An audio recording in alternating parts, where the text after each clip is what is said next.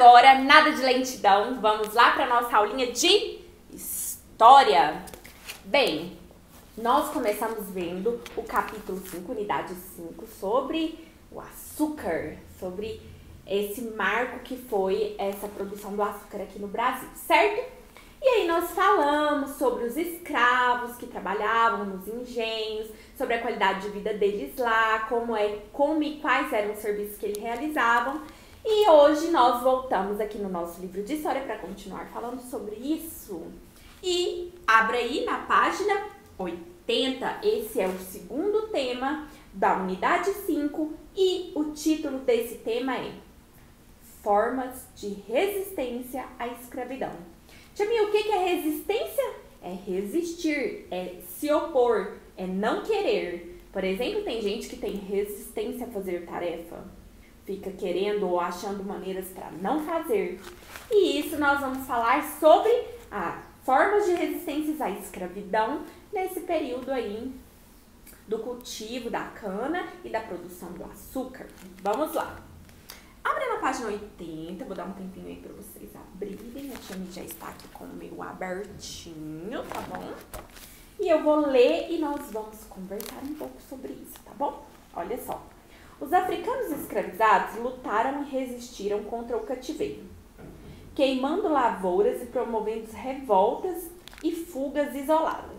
Por exemplo, além disso, muitos deles sofriam de profunda depressão, que os impediam de trabalhar e muitas vezes levavam-os à morte.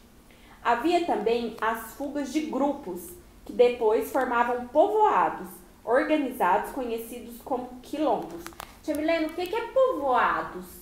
É como se fosse um setor, uma comunidade, um condomínio. Eu sei que tem muita criança que mora em condomínio, de prédio ou de casa. E aí não existe vários apartamentos ou várias casas que formam esse condomínio?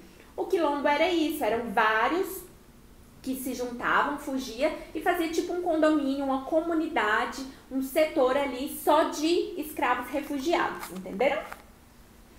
Esses agrupamentos geralmente se fixavam em locais de difícil acesso. Claro, né? Se eles estavam fugindo, eles tinham que ir para um lugar onde ia ser difícil achar eles, para impedir a ação dos fazendeiros e das autoridades.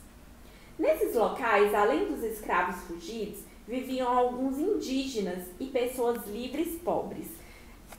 Tia Milena, como assim viviam esses escravos que fugiam, indígenas e pessoas livres pobres? Porque eram as classes excluídas.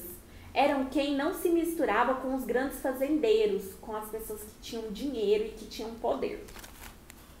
O mais conhecido e um dos maiores foi o Quilombo dos Palmares, criado no século XVII, na Serra da Barriga, atual estado de Alagoas hoje.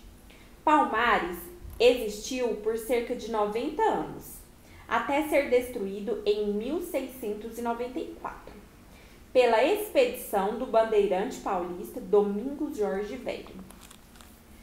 Logo após a invasão de Palmares, seu líder, Zumbi, tinha aquele zumbi assim? Não, Zumbi era o nome do líder que fundou isso daqui, tá bom? Esse condomínio, esse quilombo aí. Refugiou-se em diversos locais, mas foi capturado e morto em 20 de novembro de 1695.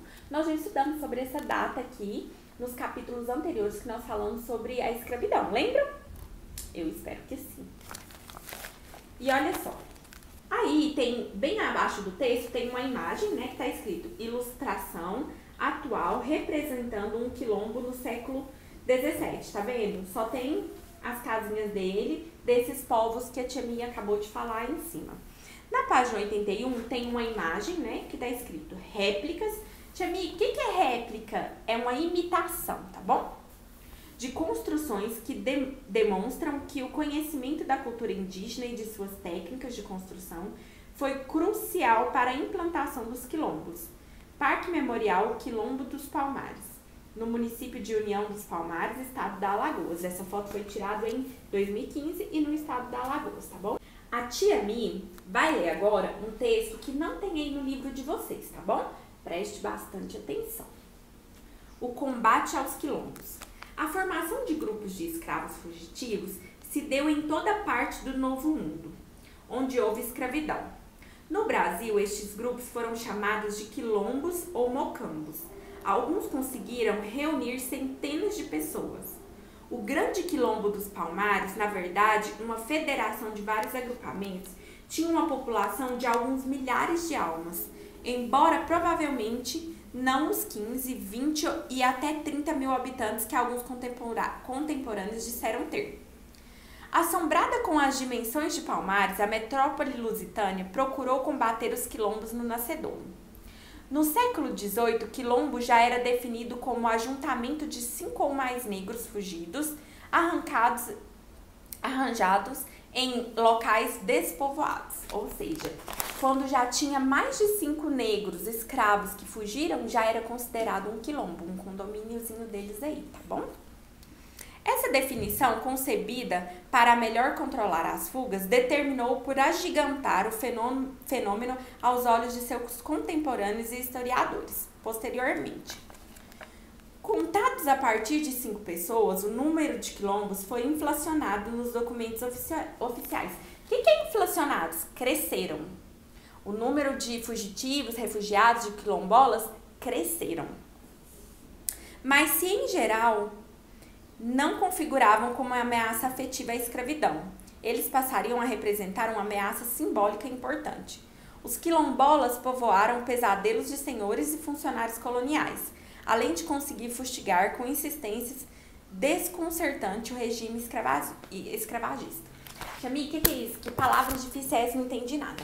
O que aquele texto quis dizer? É o seguinte: quando começaram a fugir, de qualquer forma eles não conseguiram acabar com a escravidão fugindo, porque muitos não tinham coragem e acabavam ficando, mas eles começaram a preocupar as pessoas que tornavam eles escravos.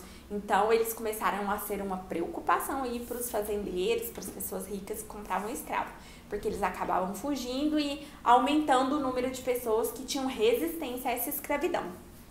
Agora o que a tia Mi quer que vocês façam? Atividade. Ok? São só 2 perguntinhas e para responder no próprio livro. Então, ó, tá? Baba, mas eu quero respostas bem completinhas, letra bonita e muito bem feita, tá bom? 1. Cite algumas formas de resistência contra a escravidão praticadas por africanos escravizados. Quase que eu já dei a resposta aqui para vocês. 2. Observe a imagem desta página e responda. Trata-se de uma construção do século 17 ou atual? Eu falei isso aqui pra vocês no vídeo, ai meu Deus. Então responda, reflita sobre isso e pense, ainda bem que a escravidão acabou, não? E um beijo, boa quarta pra vocês e até amanhã.